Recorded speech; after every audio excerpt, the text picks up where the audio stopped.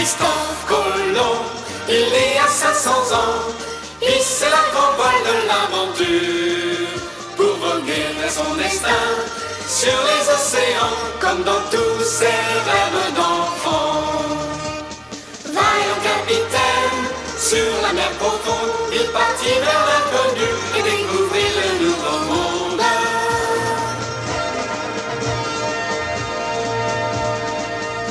Sous le soleil, toujours guidé par son cœur, jamais il ne connut la peur.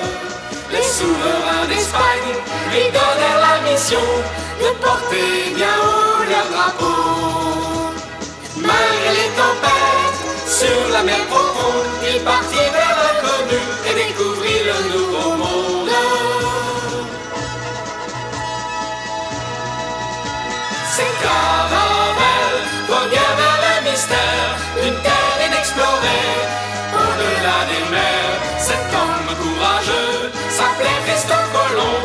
Un jour il découvrit un nouvel horizon.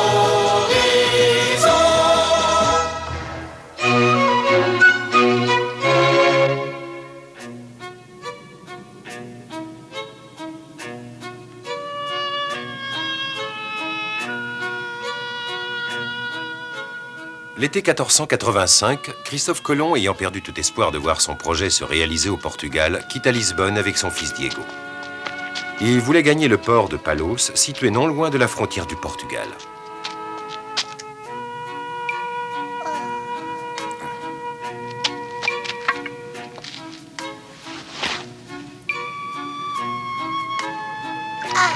Merci. Courage, nous sommes presque arrivés.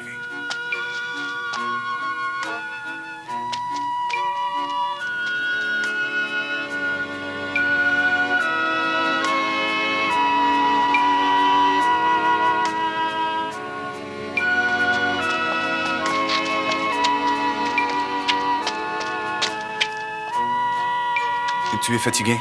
Oui, j'en peux plus, papa. Oh. Ce n'est plus très loin, Diego. Derrière cette colline, il y a une rivière. Nous allons la traverser en bateau pour arriver à Huelva. Allons, encore un petit effort. Ta tante nous attend non loin de là, dans sa maison. Elle est la sœur de ta maman. Elle est aussi très gentille. Je suis sûr qu'elle va te préparer des tas de bonnes choses à manger. Tu as le courage de marcher encore un peu? C'est bien. Et je vais t'aider à te relever.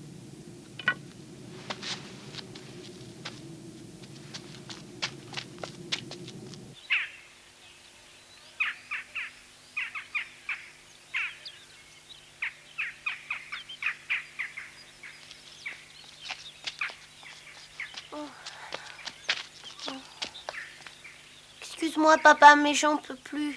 Oh. Oh. Ne t'arrête pas, Diego. Debout. Diego, montre-moi que tu es courageux. Je veux être fier de toi. Pour devenir un homme, il faut faire des efforts. Il faut qu'un jour, tu deviennes grand et fort, tout comme ton père.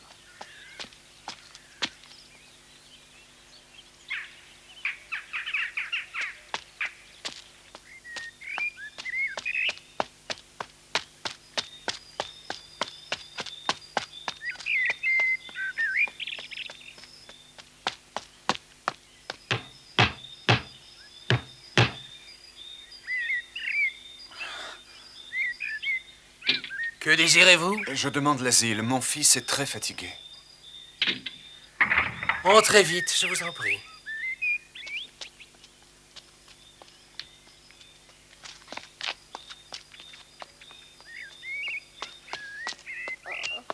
Frère Miguel, où êtes-vous? Je suis là, mon père, j'arrive. Préparez une chambre pour cet homme et son fils, ils ont besoin de repos. Et faites-leur préparer quelque chose à manger. Oui, mon père, je me dépêche. Mon fils, vous n'avez plus rien à craindre. Vous êtes au couvent franciscain de la Rabide. Vous avez dû faire un long voyage. Vous avez l'air épuisé. Ici, vous pourrez vous reposer. Je vous suis infiniment reconnaissant. Diego, tu entends? Remercie le père pour sa bonté. Non, remerciez notre Seigneur de vous avoir guidé jusqu'à nous.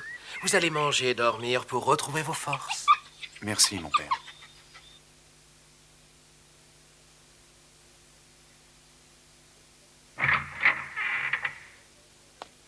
Votre fils avait autant sommeil que faim. Il s'est endormi immédiatement après avoir fini son assiette. Il va déjà beaucoup mieux, ne vous inquiétez plus. Votre générosité est sans limite. Vous nous avez sauvé la vie, mon père. Je ne fais qu'obéir à la volonté de notre Seigneur. Ma tâche sur cette terre est de venir en aide aux malheureux. Au nom du Père, du Fils et du Saint-Esprit, notre Père qui êtes aux cieux, que votre nom soit sanctifié.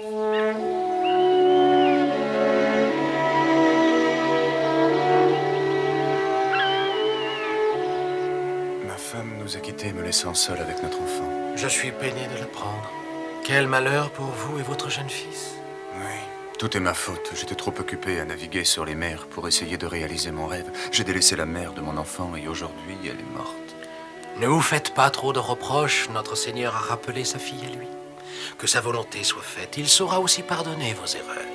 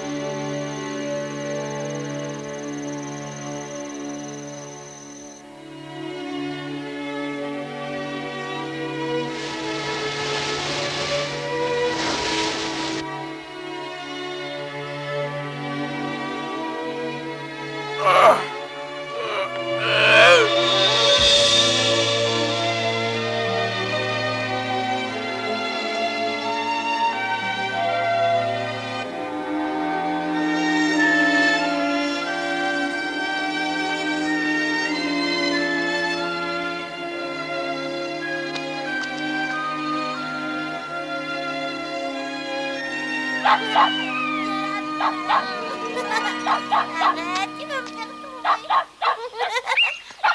tomber. On va faire une course. Est-ce que t'es prêt? Partez. Arrêtez, vous me donnez le vertige à tourner comme des fous. Le premier arrivé au comptable. Oh, vous avez l'air sombre. T'as pas le droit de... Mon père, pourriez-vous garder mon fils au monastère et l'éduquer? Je sais que c'est une lourde charge pour vous, mais Que nous gardions Diego ici au monastère? je me rends compte que je vous demande beaucoup, mais je n'ai pas le choix. Je rentre à l'instant de chez ma belle-sœur, je devais lui confier la garde de mon fils, mais certaines circonstances font que ce n'est plus possible. Essayez de comprendre. Je ne veux pas abandonner mon projet de découvrir une nouvelle route maritime pour atteindre les Indes par l'ouest. Une nouvelle route pour les Indes? Oui, mon père. D'après mes calculs, en naviguant sur l'océan Atlantique, on peut atteindre les Indes. En allant vers l'ouest?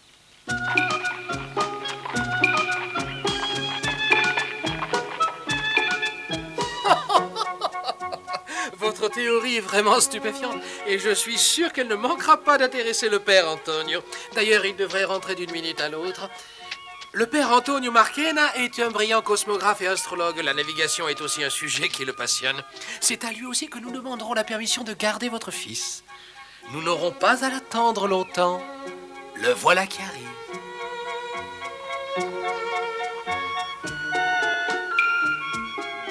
Christophe Colomb fut heureux de pouvoir exposer ses projets au père Antonio Marchena. Celui-ci était un éminent cosmographe et astrologue qui comprit aussitôt la théorie du voyage vers l'ouest et les énormes avantages qu'elle pouvait procurer. D'un point de vue scientifique, on peut mettre en doute l'exactitude de vos calculs, mais je dois vous avouer que j'ai moi-même imaginé que l'on pouvait atteindre l'Asie en naviguant vers l'ouest, et je suis heureux de rencontrer un homme tenace et courageux qui veut réaliser un tel projet. Le père Pérez pense comme moi, et tous deux, nous ferons tout ce qui est en notre pouvoir pour vous venir en aide. Je vous remercie de tout cœur. Je tâcherai de ne pas vous décevoir et d'être digne de la confiance que vous m'accordez tous les deux. L'ordre des franciscains est voué à la pauvreté et à la prédication itinérante pour répandre la sainte parole de notre Seigneur. Notre joie serait de convertir les habitants des Indes à la religion chrétienne et de sauver leurs âmes. D'après le traité d'Alcasobas signé avec le Portugal, ce pays s'est réservé le droit d'atteindre les Indes en contournant l'Afrique. Et je crois qu'il ne reste plus à la Castille qu'à trouver une route vers l'ouest pour atteindre ces riches contrées et commercer avec elles. Je suis d'accord avec vous. Vous savez que le roi d'Aragon et son épouse, la reine de Castille, mènent une double bataille. Terminer la reconquête pour expulser les morts de Grenade et poursuivre les non-croyants et les juifs par les moyens de l'Inquisition. Et les rois catholiques seraient sûrement favorables à un projet qui leur permettrait d'envoyer une mission pour convertir les peuplades des Indes. Nous avons la chance d'être à côté du port de Palos. Là, nous pourrons sûrement rencontrer des marins et des navigateurs qui seraient intéressés par votre idée remarquable. Mais je pose à quelqu'un, que diriez-vous, Père Marquena, si on présentait Messire Colomb à Pedro Vasquez? Il a navigué sous pavillon portugais. Il possède une grande expérience de la navigation et il vous sera de bons conseils. Oui, excellente idée, Père Pérez.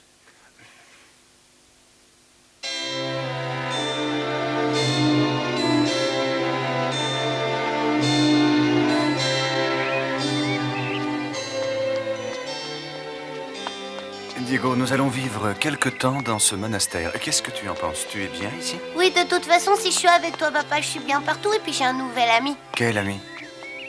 Tu veux dire que tu connais pas mon meilleur ami Juan? Laisse-moi te le présenter, papa. Juan! Juan!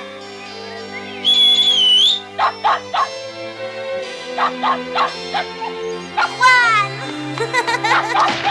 Arrête, Juan, tu me chatouilles. Arrête. Arrête, Juan.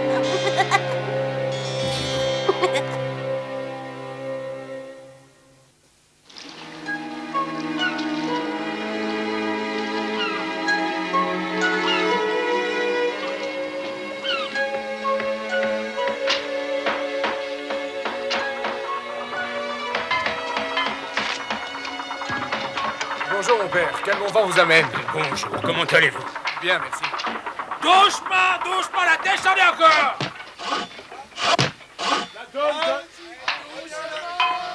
Faites attention sur le gaillard d'avant. Vous n'êtes pas à la bonne hauteur. Tout va dégringoler si vous continuez comme ça. Je vous avais dit de serrer davantage les cordages. Faites-le tout de suite. Capitaine Vasquez. Père Marquena, que faites-vous ici? Vous ne devriez pas vous aventurer sur le chantier, c'est dangereux. Attendez-moi, je descends tout de suite. Cet homme est Pedro Vasquez, mais tout le monde dans son entourage l'appelle capitaine ou bien oncle Pedro. On maintenant, si vous m'aviez fait prévenir, je serais venu vous voir au monastère. Excusez-moi de venir vous déranger en plein travail. J'aimerais vous présenter un marin génois qui vit en ce moment au monastère. Messire Christophe Colomb. Heureux de vous connaître, capitaine Vasquez. Mais moi de même, messire Colomb. Le père Marquena a dû vous dire que j'étais un vieux marin bourru et entêté. Nous aimerions entendre le récit de vos aventures dans les mers de l'Ouest. Mes aventures dans les mers de l'Ouest. Voyez-vous, j'ai élaboré un projet. Je voudrais traverser l'Atlantique et atteindre les Indes par l'ouest. J'aimerais connaître votre avis sur le sujet. Et j'aimerais aussi que vous me parliez de votre expérience lorsque vous avez navigué sur l'océan. Si ça peut vous intéresser, je veux bien vous en parler de mes différents voyages. Je serais heureux de ressasser de vieux souvenirs. Venez, allons nous asseoir.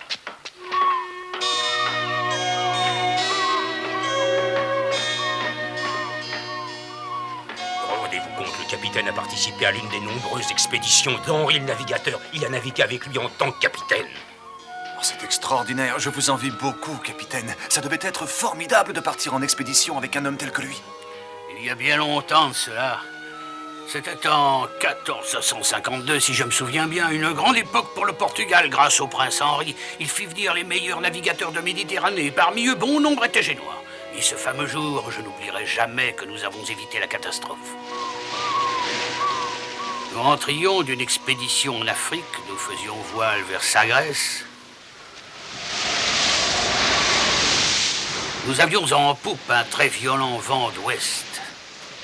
Et il n'était pas commode de naviguer dans ces conditions. Le vent se mit à redoubler de violence en nous poussant malgré nous vers l'ouest.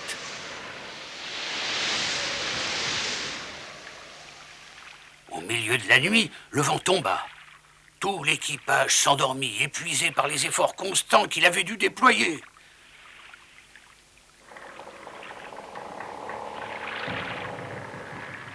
Même la vigie qui était de quart n'avait pas pu résister à la fatigue. Au lever du jour, il était trop tard, nous étions pris au piège.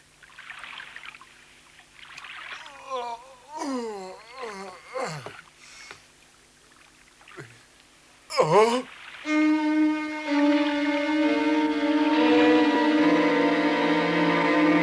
Mais qu'est-ce que c'est? Oh, c'est terrible! Capitaine! Capitaine, nous sommes en danger! Qu'y a-t-il?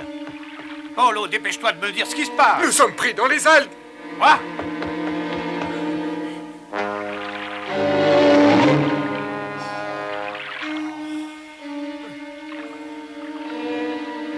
D'où viennent ces algues? Je naviguais depuis plusieurs années déjà, mais c'était la première fois que je voyais une chose pareille.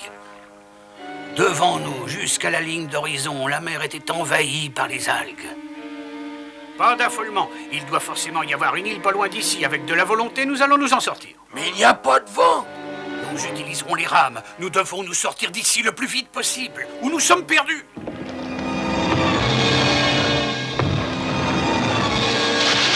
Ramez! Impossible, les rames sont coincées. Il y a trop d'algues! Nous ne bougeons pas d'un pouce. Cessez de gémir. Rassemblez vos forces et ramez pour sauver votre vie.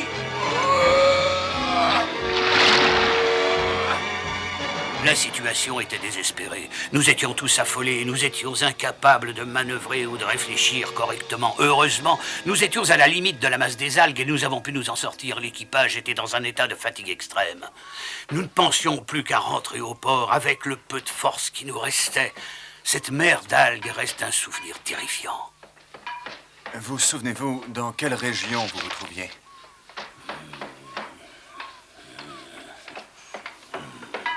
Nous étions dans ces environs, oui. Cela se situe non loin de la route que vous avez tracée. En effet, c'est très intéressant à savoir. Merci, vos informations me sont très utiles. Ça alors, c'est bien la première fois que quelqu'un s'intéresse autant à mon histoire. J'en reviens vraiment pas.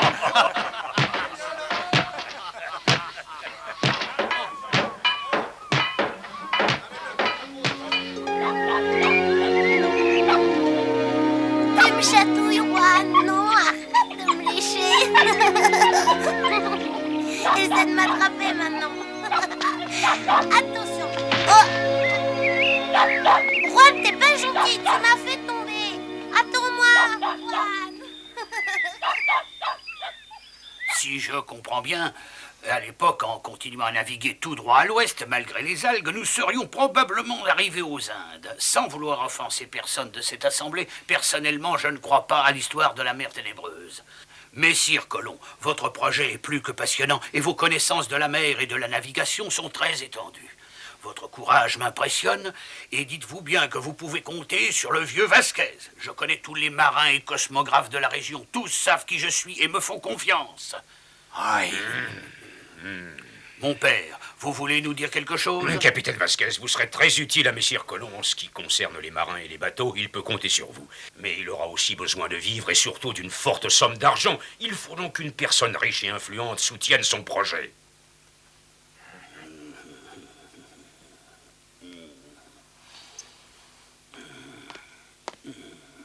Vous avez raison, mon père. Mais à qui pouvons-nous faire appel? Je sais. Je sais à qui nous allons demander. Au duc Medina Sidonia, l'homme le plus puissant de l'Andalousie. Il a la réputation d'être très autoritaire, mais ce qui nous intéresse, c'est son goût prononcé pour l'aventure, l'exploration et les découvertes scientifiques. D'ailleurs, il y a un bruit qui court à son sujet. On prétend qu'il aurait organisé plusieurs expéditions sur les côtes d'Afrique sans mettre la reine au courant. Je suis certain qu'il montrera un vif intérêt au plan de Christophe Colomb. Je vais sur le champ vous écrire une lettre d'introduction auprès du duc Medina. Je vous remercie. Merci pour tout ce que vous faites pour moi. Je vous serai éternellement reconnaissant. Ne me remerciez pas. Grâce à vous trois, je vais pouvoir réaliser mon grand projet, mon rêve qui me tient tant à cœur. Juan. Papa, on est là, viens vite. Diego!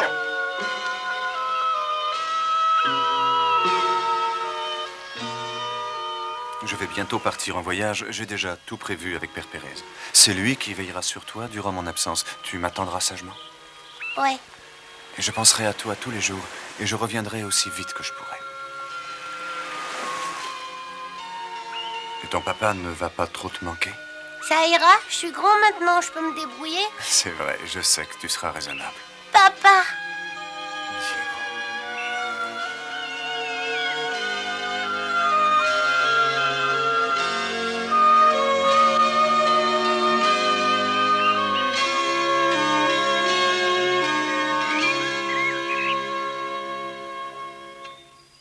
Si jamais on vous importune ou on vous arrête, montrez cette lettre et vous ne serez pas inquiétés.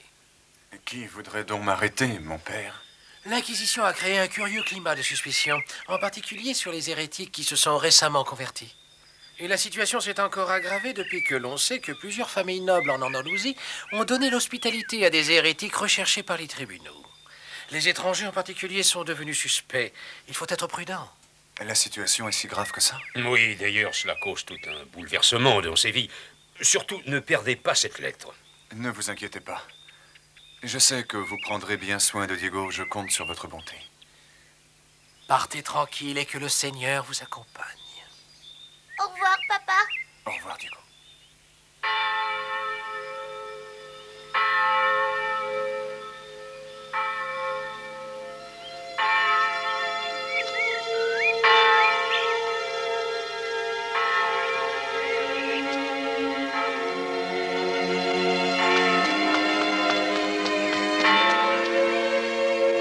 Au revoir, papa.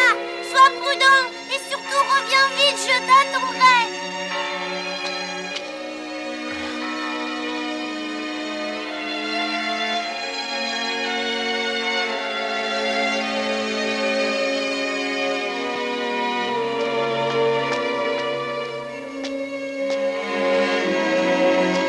Au revoir, papa. Reviens vite me chercher. À l'automne 1485, Christophe Colomb quitta le monastère de la Rábida. Il se dirigea vers Séville, commençant ainsi un long voyage au cours duquel il rencontra plein d'embûches.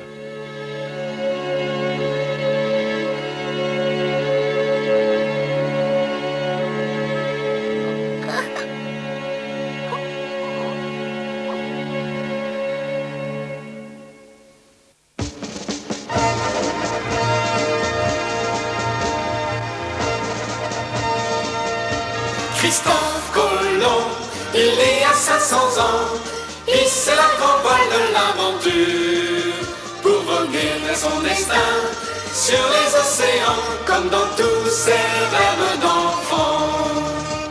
Vaillant capitaine, sur la mer profonde, il partit vers l'inconnu et découvrit le nouveau monde.